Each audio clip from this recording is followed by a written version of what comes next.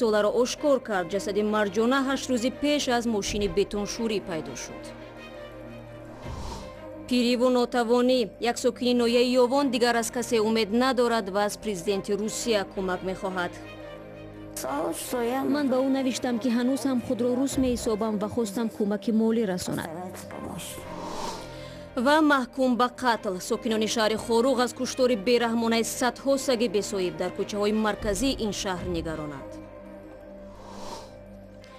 شروع میکنیم از آن که وزارت امور داخلی تاجیکستان شام 29 نوامبر اسم گمانبر در کشتار مرجانه شیرخان و ساکن 20 ساله شهر ترسونزاده را اعلان نمود. در یک نوار تلویزیونی که دیروز پخش شد، فرد متهم هنگام بازپرسی مقامات به گناه خود اقرار کرد. جسد مرجانه را که از ماشین بتونشوری پیدا کردند، پیوندانش روز 21 نوامبر به خاک سپاریدند. میرزا نبی خالقزاد با جزئیات بیشتر. با وجود آنکه وزارت کارهای داخلی تاجیکستان در یک برنامه تلویزیونی شب گذشته نام متهم به قتل مرجانه شیرخان و ساکن شهر ترسونزاده را اعلان کرد، ولی هنوز هم سوالهای زیادی در رابطه با این قضیه وجود دارد و حالا چنانکه که وزارت کارهای داخلی تاجیکستان امروز به رادیو آزادی خبر داد، از طرف مفتشان دادستانی ناحیه رودکی جزئیات این کشتار مورد تحقیق قرار دارد و تنها بعد انجام آن می شود در رابطه با قتل مرجانه شیرخان و گزارش بیشتر ارائه کرد. وزارت امور داخلی تاجیکستان شام 29 نوامبر نام متهم در قتل مرجانه شیرخان و ساکن 20 ساله شهر ترسونزاده را اعلان کرد. مقامات وزارت با پخش یک نوار ویدیویی گفتند این نفر ابراهیم مومینوف ساکن 29 ساله ناحیه واسع ولایت ختلان است که فعلا در بازداشت قرار دارد. جسد مرجانه شیرخان و ساکن شهر ترسونزاده روز 21 نوامبر از داخل یک ماشین بتونشوری در نزدیکی بازار بلخ ناحیه رودکی پیدا شد. ابراهیم مومینوف جوانی که در قتل مرجانه گمانبر است شام 29 نوامبر در نوار بازپرسی مقامات تصدیق کرد که در داخل ماشین شخصیش تمغه ناب بتونشوری به مرجانه 190 دانه داروی دیمدرال را با آب آمیخته کرده مجبوری آب این ظرف را به وی نوشانده است.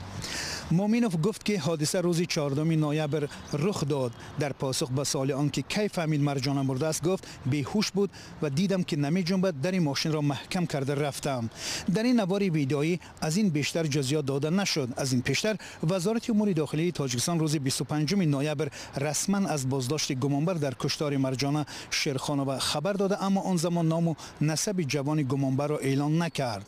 مرجانه دانشجوی سال سوم کالج تکنیکی و تکنولوژی تشکیلات مددگار مدافع تاجیکستان بود. مادرش شیرینگل مالیکووا گفت بار آخر مرجانه را روز 13 نوامبر دیده بودند.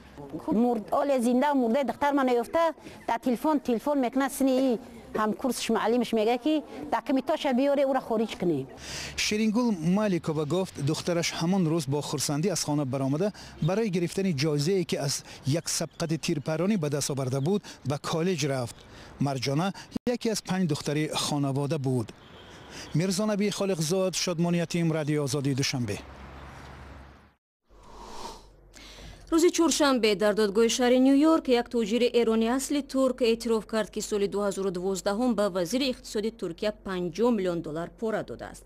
این پاره به خاطر آن بود که در یک برنامه پنهانی فرار 1 میلیارد دلار ایران از تحریم‌های آمریکا کمک رساند. دیروز رضا زروب به حیث شاهد در محکمه کورشریکش محمد حکم اتیلا سخنرانی کرد. زروب 34 ساله عیبنامه شرکت در این جنایت را اقرار نموده رضایت داده است که در این محکمه زیر حمایه حکومت امریکا شهادت دهد. برمیگردیم به تاجیکستان. یک پیرزن در تاجیکستان بنابر آسیب پای به قول خودش چند سال باز در حبس خانگی قرار دارد. این زن برجا مانده که بیشتر عمر خود را در شهر یوان پشت سر کرده است امروز تنها و دستنگر است. او در صحبت با زرانگیز نوروشا گفت اخیراً پس از 9 سال انتظاری و بی‌توجهی در نسبت تقدیر او در تاجیکستان تصمیم گرفت به پرزیدنت روسیه ولادیمیر پوتین نامه نویسد. فلورا غنیوا 74 سال دارد و در آشیانه 4 در مرکز یوان تنها زندگی می کند. 9 سال اخیر کوچه های شهر را او فقط از تیرزه تماشا می کند. زندگی مثل این است که گویا در محبس خانگی باشم. از تیرزه به آدمان، کوچه و بیناها می نگرم. وقتی بار آخر با یاری تجلی به بیرون رفتم از تیرزه ماشین به آدمان و کوچه ها نگریسته دیدم که تغییرات زیادی در شهر است. آدمان هم اکثریت زیبا و خوش صورت شدند. این آموزگاری زبان روسی در یک تصادف سال 2008 معیوب شد و بعد این با مشکل زیاد و با تکیه به بغل از راه می رود. سال 2008 بود، ماه اکتبر. یادم هست که گرم بود. در بیرون قالین های خانه را همراه همسایه ها می شستیم. نمیدانم چطور شد که یک قسم صابون زیر زانویم مانده است. پایم رو رویش موندم که لغزیدم. از درد زیاد قریب بود که هوشم میرفت. خوشبختانه همسایه نزدم بود، یوری تاجیلی رو دعوت کرد. یوری تاجیلی هم نه آمد و همین طور به این احوال میزیم. فلورا غنییوا 245 سومونی نفقه میگیرد. چند بار به حکومت مراجعت کرده است که او را معیوب اعتراف کنند. این گونه ردنامه ها را چند مرتبه گرفته است. تاجیکستان وطن دوم من است. من اینجا برای کمک به مسئولین نهادهای مختلف مراجعت کردم. از کسی پاسخ مثبت نگرفتم. مسئولین حفظ اجتماعی قبلا برایم خوراک می آوردند. حالا دیگر این امکان را ندارم. در 5 سال 3 مرتبه آمده فشارم را سنجیدند. برای یک آدم پیر و برجامانده مگر این کمک کافی است؟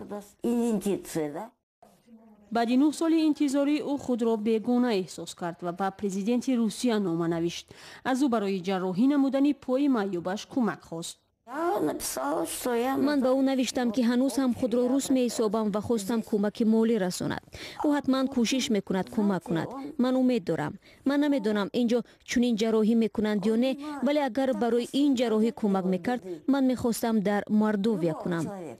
چون در آنجا سال 2009 با تشبوس پوتین بیمارخانه بوغم و دیل تأسیس یافت.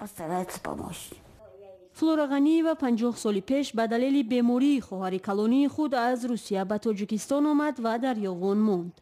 2 دفعه شوهر کرد ولی فرزنددار نشد. همسر دویمش هم درگذشت و او یک کود تنها ماند. حالا تنها وسیله دلخوشیش تلویزیون است. همراه با گربه‌اش در مهمانخانه و ایوان و آشخانه خود تلویزیون تماشا میکند. گزارش زرانگیز نوروشو بود و طوری به نظر می رسد نه تنها فلورا غنییوا بلکه گربه او نیز به کمک نیاز دارد. چند روز پیش برای راه یافتن گوشت پس‌صفت مرغ به بازارهای کشور 3 مقامدار توجیک از وظیفه محروم شدند. هنوز 7 سال پیش رئیس جمهور تاجیکستان دستور داده بود که تا سال 2020 باید مردم کشور با محصولات داخلی گوشت مرغ تامین باشند.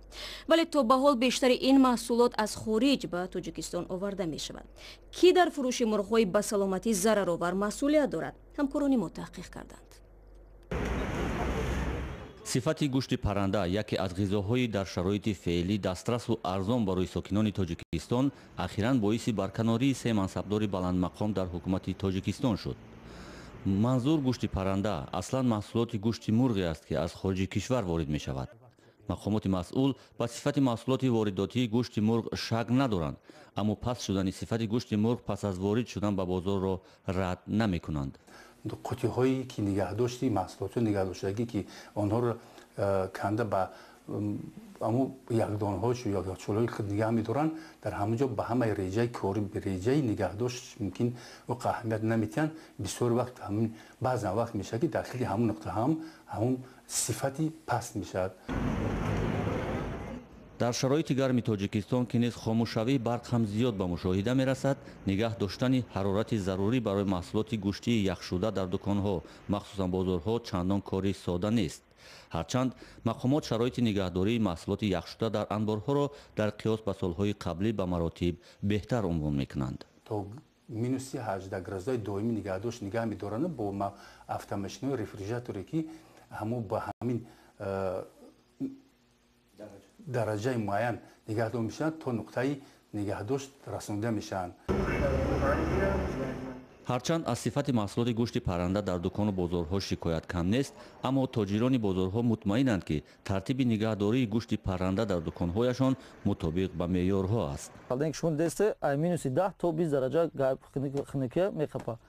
این مثلا که وقتی سوید میموره ما پونی همین دیویژوکایی که برقی هسته و включат میکنیم تمپراتورش میخپه. خریداران نیز بعد شدن صفت محصولات گوشتی یخشده در برخی دکان‌های چکانه فروشی را تایید می‌کنند و می‌گویند این چنین محصولات گوشتی یخشده وارداتی را باید از دکان‌های دریافت کرد که با رعایت شدن وضع نگهداری و سانیتاری آن مطمئن بود.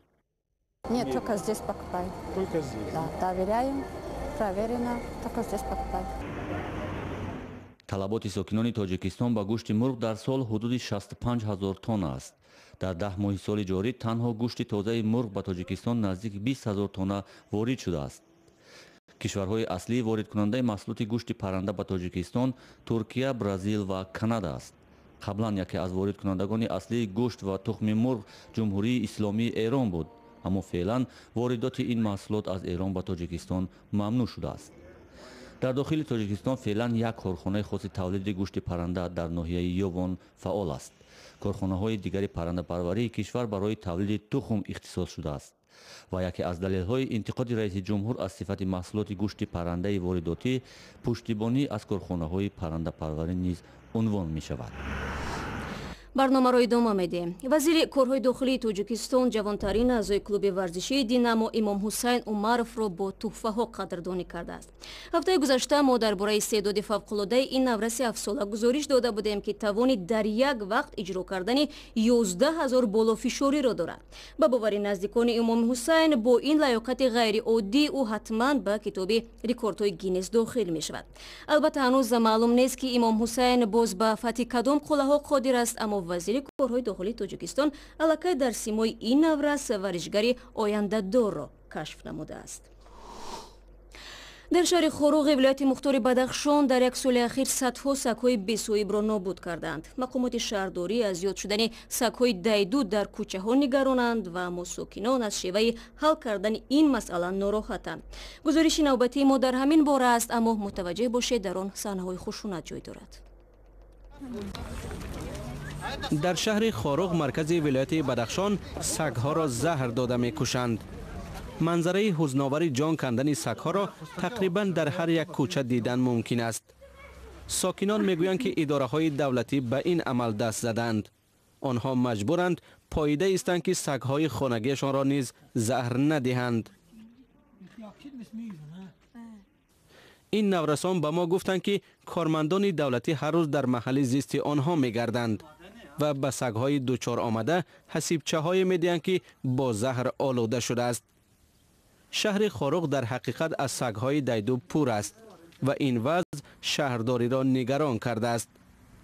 ба радиои озодӣ дар идораи коммуналии шаҳри Хоруғ гуфтанд, ки ҳамин сол дар ҳудуди шаҳр 300 саг нобуд карда шуд.